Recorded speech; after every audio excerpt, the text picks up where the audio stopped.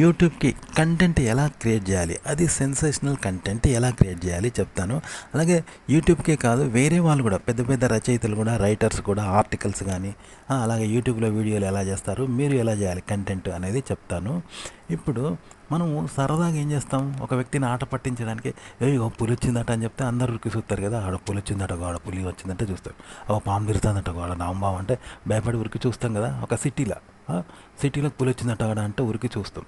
ఆ తర్వాత అక్కడ గాలిమోటార్ పడ్డదట, ఆడ పెద్ద ఏరోప్లేన్ కూలిపోయిందట, హెలికాప్టర్ పడిపోయిందట అంటే చూస్తాం. అక్కడ ఒక పెద్ద యాక్సిడెంట్ అయిందట, రైలు పడిపోయింది ఇక్కడ అంటే ఉరికి చూస్తాం కదా. అరే అని అవి చూడాల్సిన విషయాలు మనం ఊహించాం కాబట్టి చూస్తాం.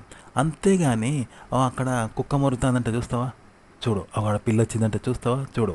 ఆడ కూరగాయలు అమ్మటోడు పోతాడు అని చెప్తే చూస్తావా. అది చెప్పడానికి ఏమున్నది, చూడడానికి ఏమున్నది. కాబట్టి ఇలాంటి వ్యక్తి చెప్తే చూడరు. సెన్సేషనల్ అంటే ఇప్పుడు వాడు దయ్యం వస్తుందట, దయ్యం తిరుగుతుందట ఈ బంగ్లాలో రోజు పోయి, ఇంట్లోనే దయ్యం తిరుగుతుందట, నిజంగా అందరు భయపడతారు, మాటలు వినబడతాయట. రోజు రాత్రి ఒక ఆడామె ఎడుతుందట, ఒక ఆయన వండుకుంటే ఒక ఆడామె నిలబడ్డట్టు అయిందట, వచ్చి ఆమె చెయ్యి మెడలు విసికిందట, ఇట్లా ఆకారం కనబడ్డాడట. ఇలాంటివి చెప్తే అందరు భయపడతారు కదా. అరే నిజమేనా, ఏ దయ్యం ఉన్నదట, అదే ఒకసారి చూడాలరా ఇలా అనుకుంటాం కదా. అట్లన్నట్టు ఇలాంటి మామూలుగా ఇలాంటివన్నీ ఫేక్, ఇవన్నీ ఆట పట్టించడానికి, తమాషాకు ఊరికే చెప్తారు కదా. ఇలాంటి ఆట పట్టిస్తూ ఉంటారు కదా తమాషాకు, ఎదుటిలను ఫూల్స్ చేయడానికి ఇలా చెప్తూ ఉంటాం కదా. ఇవే ఇలాగే కంటెంట్ తయారు చేస్తారన్నట్టు. కాబట్టి అది రియాలిటీగా చెప్తారంటే, రియాలిటీ లాగా చెప్తారు. ఇదో ఆట పట్టించడానికి, మనం అబద్ధంగా నవ్వించడానికి, తమాషా చేయడానికి, ఫూల్ చేయడానికి ఇట్లా కల్పించి చెప్తాం కదా. వాళ్ళు అలా చెప్పారనమాట. నిజమైన సబ్జెక్ట్ లాగానే దీన్ని కల్పననే నిజమైన సబ్జెక్ట్ లాగా చెప్తారన్నట్టు. అంతే, ఆడియన్స్ నిజమే అనుకుంటారు, గంతే తేడా.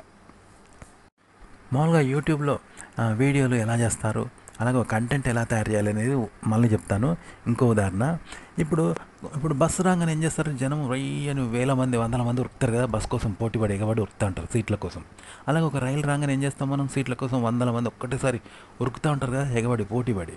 అయితే ఆ వీడియోని తీసి ఏం చెప్తాడు తెలుసా, థంబ్నెయిల్ మీద పెట్టి, పులి రాగానే పారిపోయిన జనం, పరుగులు పెడుతున్న జనం అంటారే. పులి వచ్చాగానే జనం పోయినట్టు, రైలు కోసం పోయే జనాన్ని పులి వస్తే పరుగులు పెడుతున్న జనం అని టైటిల్ మీద ఆ ఫోటో పెడితే జనం నమ్ముతారు కదా. అట్లా అన్నట్టు. అలాగే వీడియోలు ఎట్లా పెడతారంటే, రైలు కోసం జనం పరిగెడతారు కదా, రైలు రాగానే గుంపులుగా సీట్ల కోసం పరిగెడుతూ ఉంటారు కదా. ఆ వీడియోని తీసి ఒక పులి వచ్చిన వీడియోను యాడ్ చేస్తారనమాట. అంటే ఒక పులి వచ్చిన వీడియో ముందు యాడ్ చేస్తే పులి వస్తూ ఉంటే ఈ జనం పరిగెడుతున్నట్టు అక్కడ మనకు అనిపిస్తూ ఉంటుంది. ఓకే, అట్లా క్రియేట్ చేయొచ్చు అన్నట్టు. ఆ విధంగా చేసి పులి వస్తూ ఉంటే జనం ప్రాణభయంతో ఇలా పరుగులు పెడుతున్నారు, ఒకరి మీద ఒకరు పడి పోటీపడి పారిపోతూ ఉన్నారు అని చెప్తే చూస్తే నిజమే అనుకుంటాం కదా. నిజానికి ఆడ రైలు కోసం పరిగెడుతున్నారు, పులి ఎందుకు అడవిలో ఎక్కడనో పోతూ ఉన్నది. ఈ రెండే యాడ్ చేస్తారన్నట్టు. చేస్తే పులి రాగానే జనం పరుగెట్టుతున్నట్టు ఆడ కనిపిస్తూ ఉంటుంది. వీడు చెప్పుడు కూడా అట్నే చెప్తాడు, పులి వచ్చింది, పులి రాగానే తండోపతండాలుగా చిన్న పెద్ద ఆడ ముసలి ముతక అనే తేడా లేకుండా జనం పరుగులు తీశారు అని చెప్తే నిజమే అనుకుంటాం కదా మనం. ఇట్లా క్రియేట్ చేస్తారు అన్నట్టు. ఓకే, వీడియో అయినా మాటలైనా ఇలాగే క్రియేట్ చేస్తారు అంతే. కంటెంట్ క్రియేట్ చేయడానికి మరో ఉదాహరణ చెప్తాను. కొందరు ఇప్పుడు ఫ్రాంక్ వీడియోలు మీకు తెలుసు కదా, యూట్యూబ్లో చేస్తూ ఉంటారు.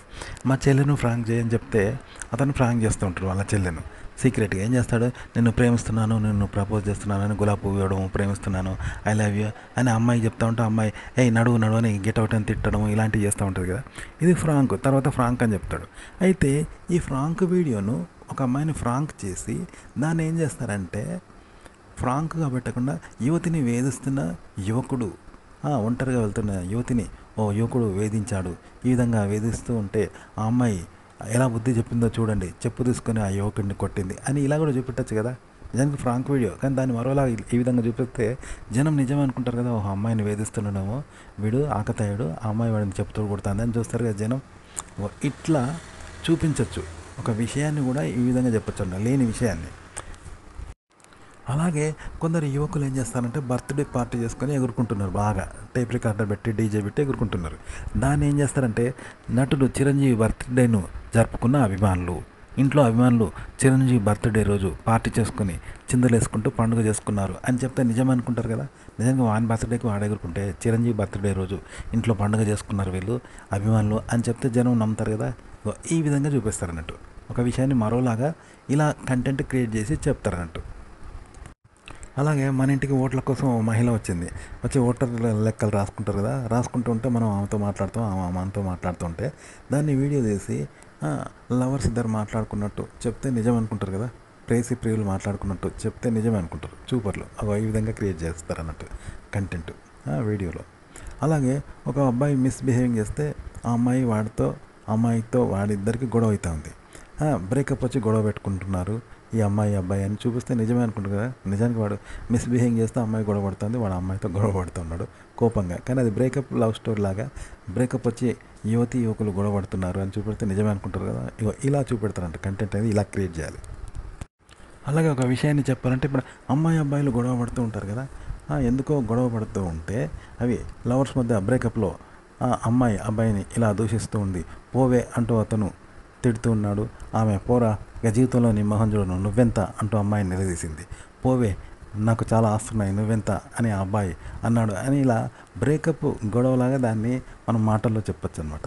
ఇలా ఒక విషయాన్ని మరోలాగా చూపించి జనాల్ని నమ్మేస్తారనమాట. దీనివల్ల జనం నిజమే అనుకుంటారు. ఇంతే. మీరు వీడియో గురించి చెప్పాను, మాటల్లో కూడా ఇలాగే చెప్పాలంటూ లేని విషయాన్ని ఉన్నట్టుగా చెప్పాలి. ఏదో ఎందుకో జరిగితే అది ఎందుకే జరిగిందని దాన్ని మరోలాగా చెప్పాలి. గదే కంటెంట్ అంటే.